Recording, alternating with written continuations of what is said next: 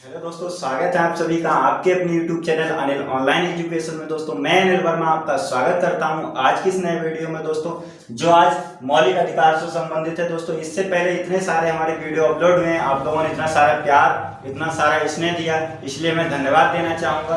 तो दोस्तों आज हम आपके लिए लेके आए मौलिक अधिकार। ठीक है, भारतीय संविधान में मौलिक अधिकार कहाँ पे दिए गए हैं इसके बारे में संपूर्ण अध्ययन आज संपूर्ण चर्चा करने वाले हैं और इसकी गहराइयों को भी समझने का आज प्रयास करेंगे। तो देखिएगा दोस्तों, तो मौलिक अधिकार हमारे जो है, इससे पहले थोड़ी बेसिक नॉलेज हमें पता होनी चाहिए। दोस्तों मौलिक अधिकार जो है हमारा दोस्तों, ये अमेरिका के संविधान से लिए गए हैं। कहां से लिए गए दोस्तों? अमेरिका के संविधान से लिए गए और अमेरिका के संविधान से लाने के पश्चात ये हमारे मौलिक अधिकारों को भारतीय संविधान में भाग 3 में रखा गया। कहाँ रखा गया दोस्तों? भाग 3 में रखा गया। और ये भाग 3 जो है ये हमारे भारतीय संविधान में अनुच्छेद 12 से 35 तक है। ठीक है दोस्तों, तो भाग 3 में मौलिक अधिकारों को रखा गया और कहां से कहां तक मौलिक अधिकारों का वर्णन मिलता है? 12 से 35 तक। तो उम्मीद है दोस्तों समझ में आया होगा। आर्टिकल्स 12 से लेकर 35 तक संपूर्ण जितने भी आर्टिकल है उसमें मौलिक अधिकारों का हमें वर्णन मिलता है। तो उम्मीद करते हैं दोस्तों ये समझ में आया होगा। चलिए इसके थोड़ा सतह की ओर चलते हैं, इसको समझने का प्रयास करते हैं मौलिक अधिकार क्या है। ठीक है, तो दोस्तों 1931 में, कब दोस्तों? 1931 में कराची में कांग्रेस का अधिवेशन हुआ था। कहाँ हुआ था? कराची में। तो कराची के कांग्रेस अधिवेशन में जिसकी अध्यक्षता सरदार वल्लभ भाई पटेल ने की। भाई पटेल जी के द्वारा हुई। ठीक है, इसी में कांग्रेस ने मौलिक अधिकारों की मांग सर्वप्रथम रखी थी। ठीक है दोस्तों, और ये मौलिक अधिकारों का प्रारूप जो था वो पंडित जवाहरलाल नेहरू जी ने बनाया। तो उसी में कराची अधिवेशन में सबसे पहले मौलिक अधिकारों को मांग रखी गई थी, तब हमारे भारतीय संविधान में इसको इंक्लूड किया गया था। जैसा कि दोस्तों आप सभी को पता है कि हमारे मौलिक अधिकार जो हैं ये वर्तमान में 6, पहले जब मूल संविधान जो हमारा लागू हुआ था, ठीक है, तो 7 मौलिक अधिकार थे। कितने थे? 7 मौलिक अधिकार थे।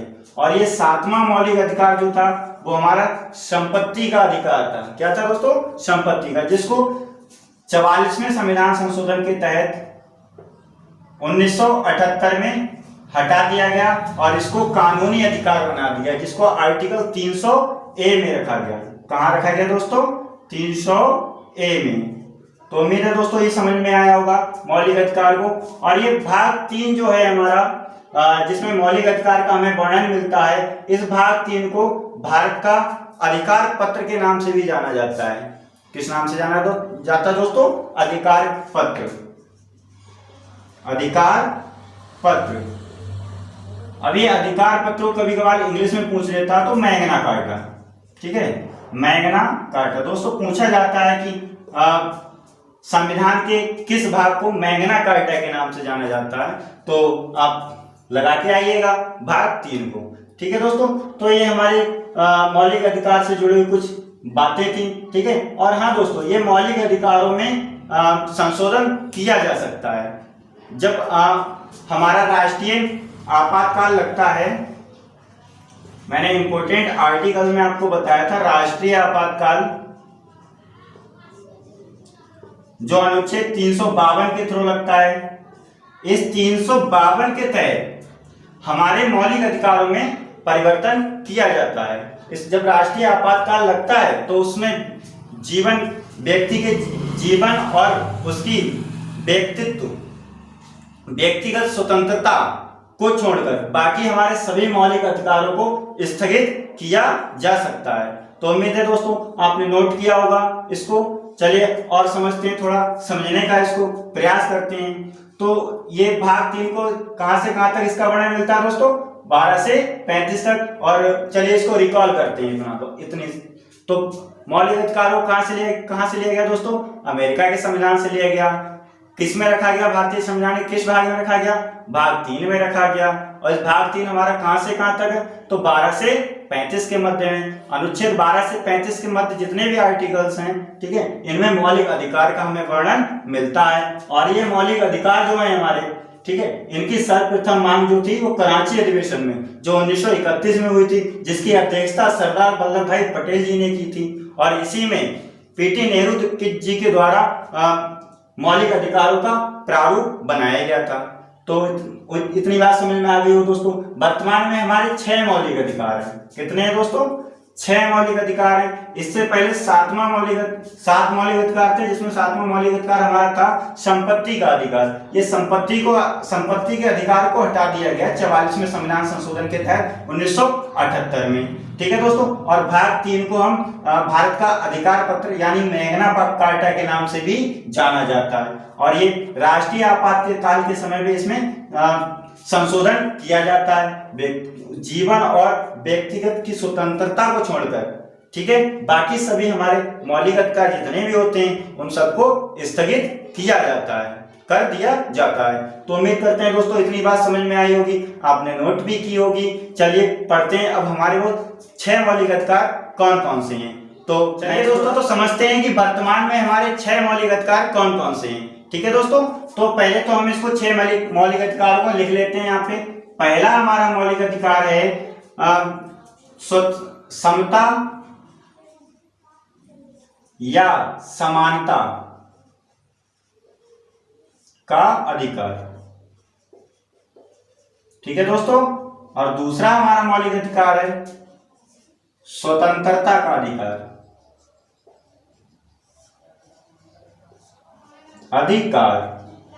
तीसरा हमारा मौलिक अधिकार है शोषण के विरुद्ध अधिकार। शोषण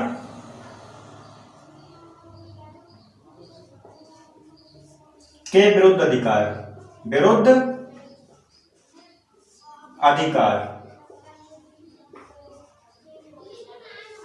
और चौथा हमारा मौलिक अधिकार है धार्मिक अधिकार। पांचवा हमारा मौलिक अधिकार है सांस्कृतिक एवं शिक्षा का अधिकार। सांस्कृतिक एवं शिक्षा का अधिकार। और दोस्तों लास्ट हमारा जो 6 है वो हमारा संवैधानिक उपचारों का अधिकार है। संवैधानिक उपचारों का अधिकार। तो दोस्तों ये 6 हमारे प्रेजेंट टाइम में मौलिक अधिकार हैं जो भारतीय संविधान में भाग 3 में दिए हुए हैं अनुच्छेद 12 से लेकर 35 के मध्य, ठीक है दोस्तों। तो पहला है हमारा समता या समानता का अधिकार, दूसरा स्वतंत्रता का अधिकार, तीसरा शोषण के विरुद्ध अधिकार, और चौथा है हमारा धार्मिक अधिकार, और पांचवा क्या है हमारा सांस्कृतिक एवं शिक्षा का अधिकार और संवैधानिक उपचारों का अधिकार। तो उम्मीद है दोस्तों ये 6 समझ में आए होंगे। अब चलिए देखते हैं कहां से कहां तक आर्टिकल में कौन कौन से हमारे अधिकार दिए हुए हैं, ठीक है दोस्तों। तो समता या समानता का अधिकार ये आर्टिकल 14 से लेकर 18 के मध्य दिया हुआ है। कहां तक दिया दोस्तों? 14 से लेकर 18 के मध्य। अनुच्छेद 14 से लेकर 18 के मध्य हमें समता या समानता का अधिकार का वर्णन मिलता है। फिर स्वतंत्रता का अधिकार आर्टिकल 19 से लेकर के 22 के मध्य मिलता है। किसका? स्वतंत्रता का अधिकार, ठीक है दोस्तों। तो फिर नेक्स्ट है हमारा शोषण के विरुद्ध अधिकार। ये शोषण के विरुद्ध अधिकार जो है हमें आर्टिकल 23-24 में मिलता है। कहाँ मिलता है दोस्तों? आर्टिकल 23 से लेकर 24 तक मिलता है। फिर हमारा धार्मिक अधिकार जो है ये हमारा आर्टिकल 25 से लेकर के 28 के मध्य इसका हमें संपूर्ण वर्णन देखने को मिलता है।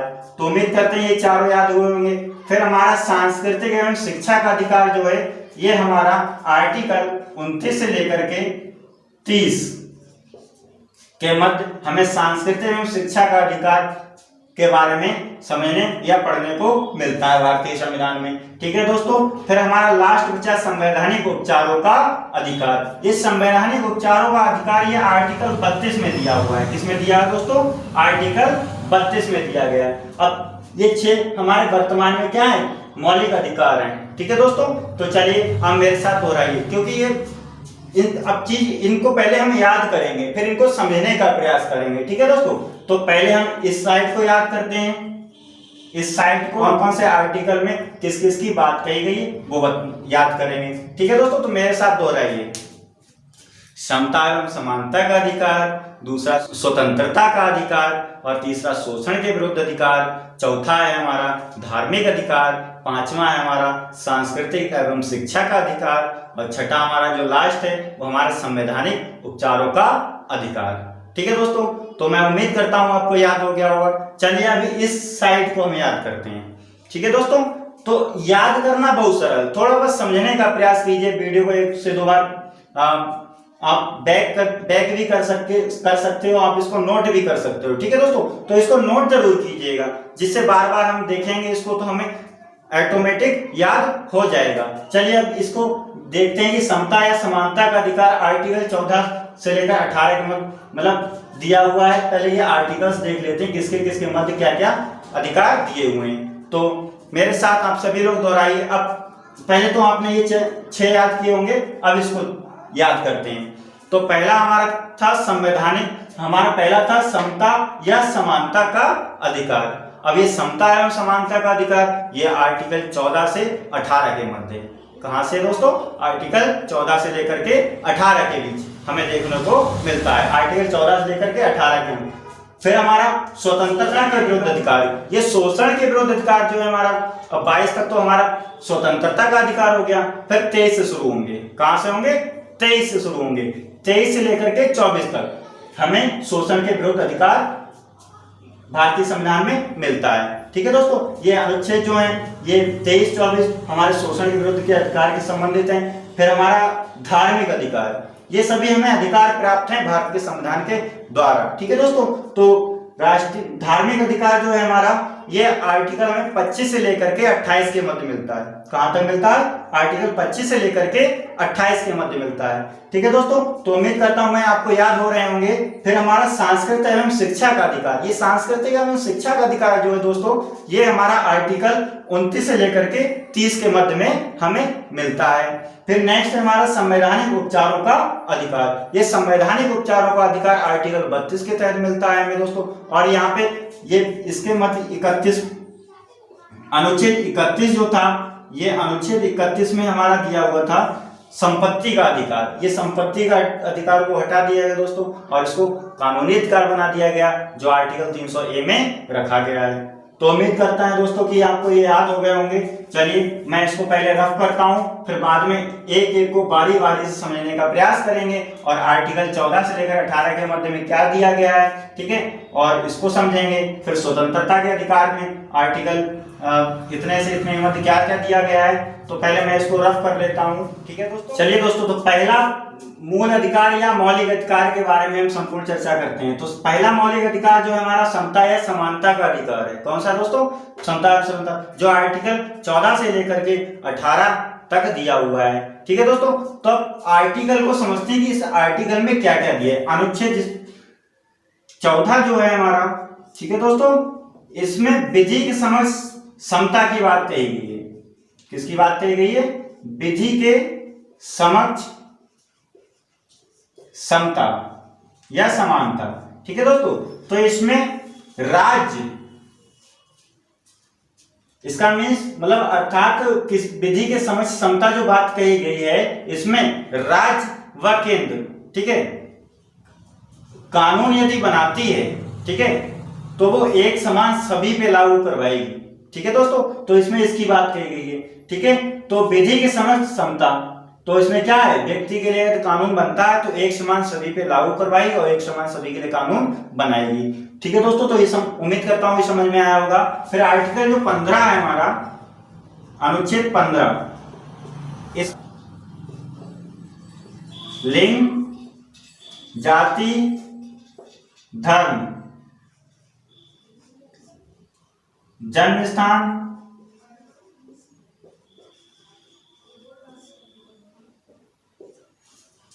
लिंग, जाति, धर्म, जन्म स्थान के आधार पर आप किसी व्यक्ति पर भेदभाव नहीं कर सकते हो। ठीक है दोस्तों, तो ये राज्य के द्वारा, इसका कहने का मतलब ये है कि राज्य के द्वारा, ठीक है, किसी भी व्यक्ति के जीवन के किसी भी क्षेत्र में राज्य, लिंग, जाति, धर्म या जन्म स्थान के को आधार मानकर उसके साथ विभेद मतलब भेदभाव नहीं कर सकता। ठीक है दोस्तों, तो उसमें रोक लगाई गई है। कौन सा आर्टिकल के तहत? अनुच्छेद 15 के तहत। और जबकि अनुच्छेद 14 में क्या था? विधिक समझ क्षमता। कानून के सामने सभी भारतीय नागरिक क्या है? एक समान है, इसकी बात कही गई है। तो उम्मीद करते हैं दोस्तों ये समझ में आया होगा। फिर अगला हमारा अनुच्छेद है अनुच्छेद 16।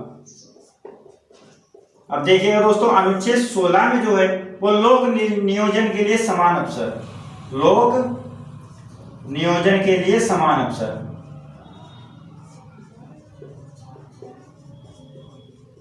समान अवसर।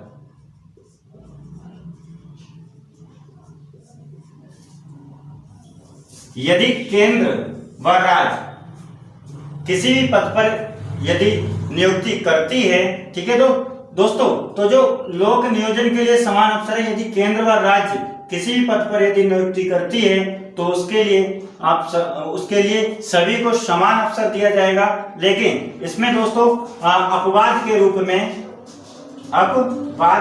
में हमारी SC,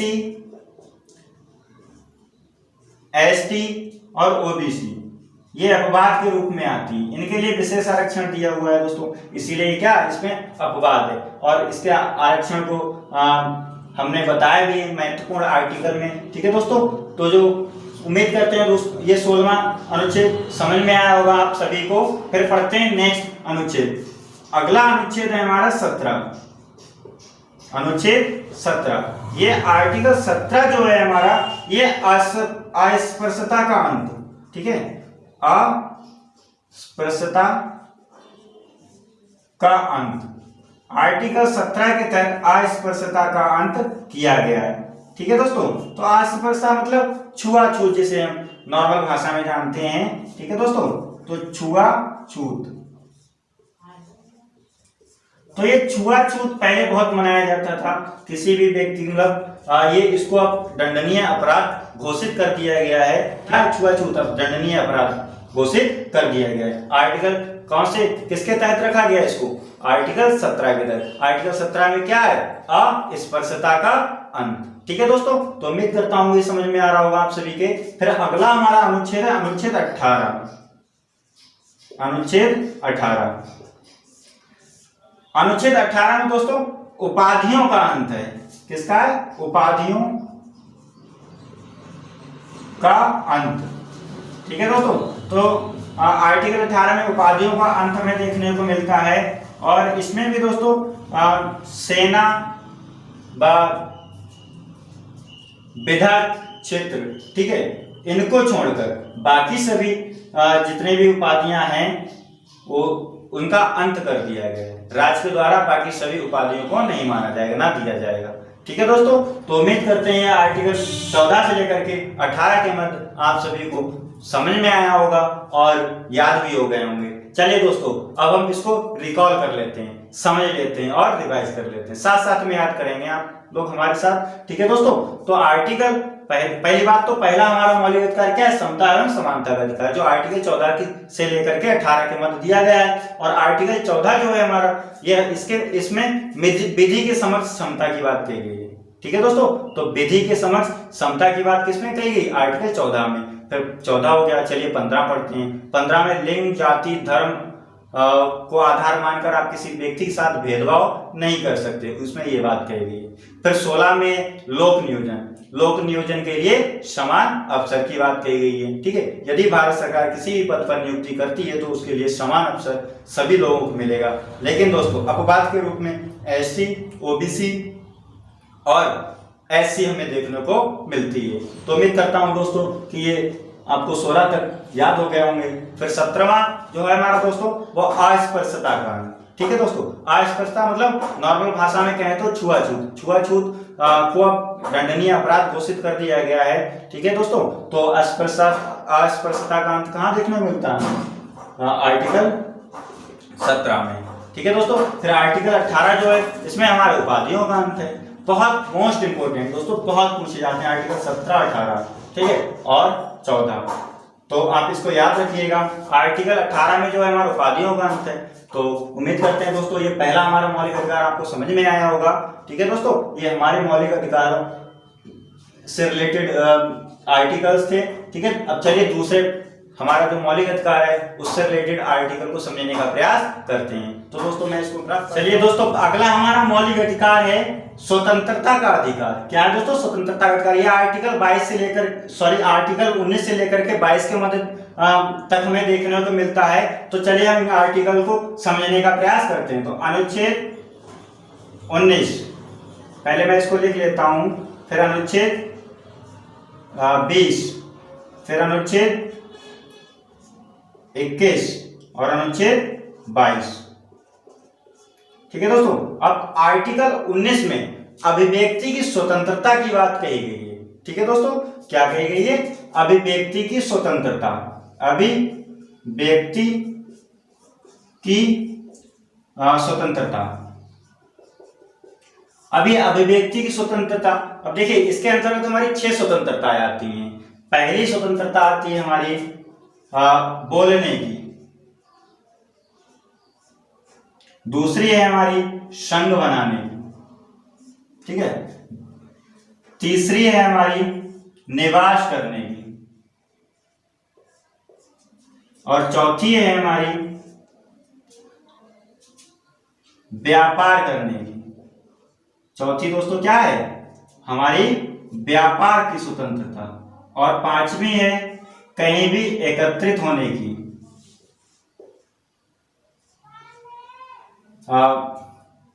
व्यापार करने की स्वतंत्रता हो गई, ठीक है, और कहीं भी एकत्रित होने की स्वतंत्रता हो गई। छठा है हमारा आने जाने की स्वतंत्रता। आने जाने की स्वतंत्रता। तो ये अभिव्यक्ति की स्वतंत्रता के आर्टिकल 19 के तहत अभिव्यक्ति की स्वतंत्रता की बात की गई, और इसके अंतर्गत हमारी 6 स्वतंत्रताएं आती हैं। तो पहला दोस्तों हमारा बोलने की स्वतंत्रता, दूसरा है हमारा संघ बनाने की स्वतंत्रता। ठीक है, कमेटी आजकल लोग बनाते हैं, तो ये संघ बनाने की हमें स्वतंत्रता ही तो है, तभी तो हम बना पाते हैं संघ अपना। फिर निवास करने की स्वतंत्रता। ये निवास करने की स्वतंत्रता, भारत के किसी भी राज्य में आप रह सकते हैं, ये हमारी स्वतंत्रता है। ठीक है दोस्तों, यदि आप उत्तर प्रदेश से हैं तो आप बिहार या उत्तराखंड वगैरह में आप रह सकते हैं, हमारी स्वतंत्रता है। फिर नेक्स्ट है हमारा व्यापार। ठीक है, व्यापार करने की स्वतंत्रता हमें प्रदान है। ठीक है दोस्तों, फिर पांचवा है हमारा एकत्रित होने की, मतलब यहाँ पे दोस्तों एक शब्द इस्तेमाल होता है बिना हथियारों के। ठीक है, बिना हथियारों के आप कहीं भी एकजुट हो सकते हो, ये हमें स्वतंत्रता प्रदान है भारतीय संविधान में। ठीक है दोस्तों, तो स्वतंत्रता का अधिकार वाले आर्टिकल 19 में।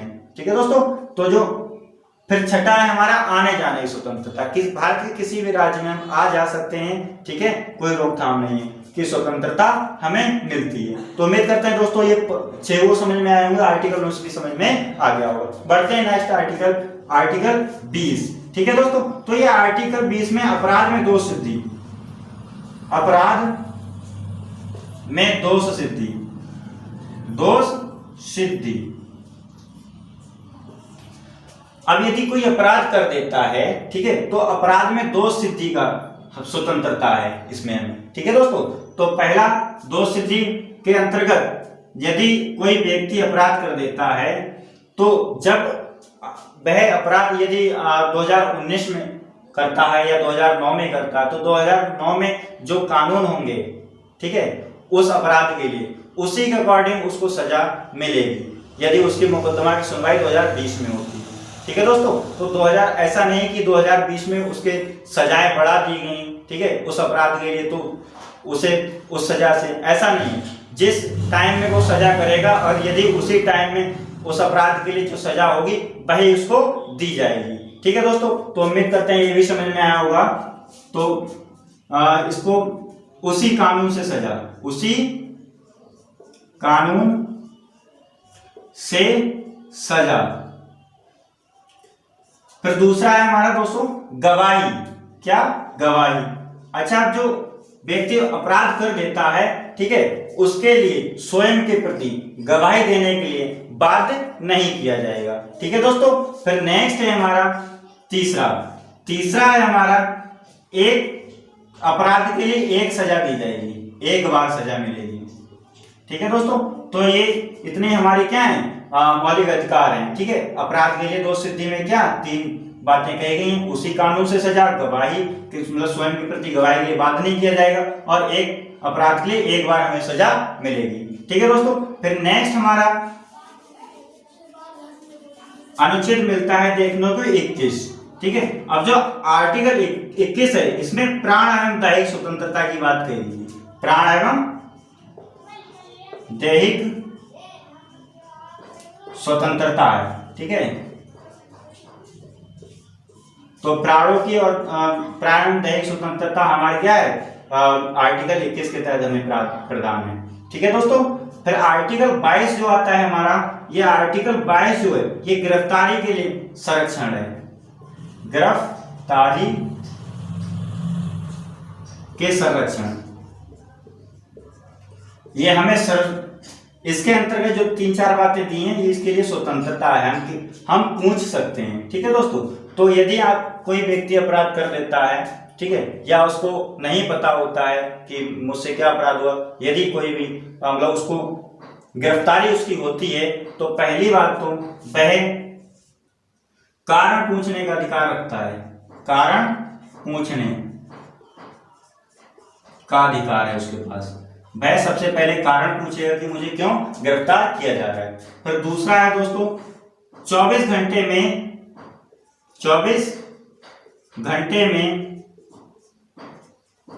न्यायपालिका,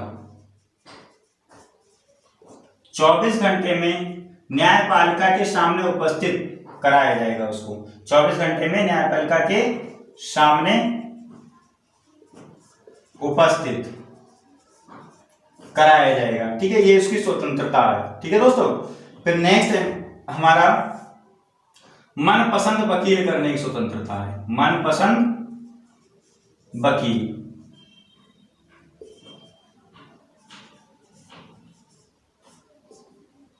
तो हम अपना मनपसंद वकील कर सकते हैं, ये भी हमें एक स्वतंत्रता ही मिलती है। ठीक है, ठीक है, वकील होते हैं, हम उनको चुन लेते हैं अपना मुकदमा लड़ने के लिए। तो उम्मीद करते हैं दोस्तों ये आर्टिकल 19, 20 और 21 समझ में आया होगा, और 22 भी आपको अच्छी तरह से समझ में आया होगा। नहीं समझ में आया तो वीडियो को 1 से 2 बार देखिएगा। पढ़ते हैं नेक्स्ट स्वतंत्रता को। ठीक है, अब अगली हमारी कौन सी स्वतंत्रता आएगी दोस्तों? हमने पढ़ लिया समता एवं समानता का अधिकार, 14 से 18 के मध्य पढ़ लिया। और हमने स्वतंत्रता का अधिकार पढ़ लिया, हमने 19 से 22 के मध्य पढ़ लिया। अब हमारे क्या कौन सा आएगा? शोषण के विरुद्ध अधिकार। क्या आएगा दोस्तों? शोषण के विरुद्ध अधिकार। चलिए उसको हम पढ़ लेते हैं। तो दोस्तों अगला हमारा मौलिक अधिकार है शोषण के विरुद्ध अधिकार। ये शोषण के विरुद्ध अधिकार जो है आर्टिकल 23 से लेकर के 24 के तक हमें देखने को मिलता है। चलिए इसको समझते हैं। अनुच्छेद 23 जो है हमारा, अनुच्छेद 23 और अनुच्छेद 24। अनुच्छेद 23 में, ठीक है दोस्तों, तो आर्टिकल 23 में जो है मानव व्यापार पर रोक है, बलात्श्रम,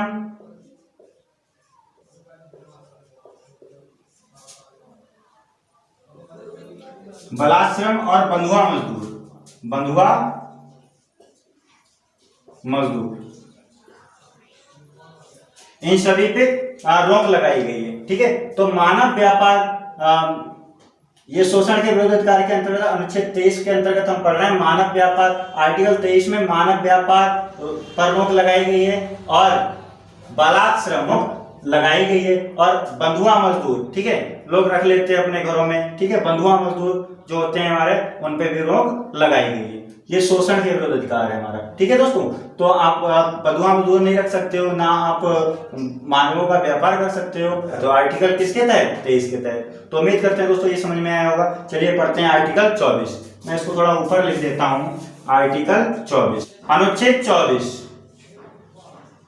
अनुच्छेद 24 जो है, इसमें 14 वर्ष से कम उम्र के बच्चों, 14 वर्ष से कम उम्र के बच्चों,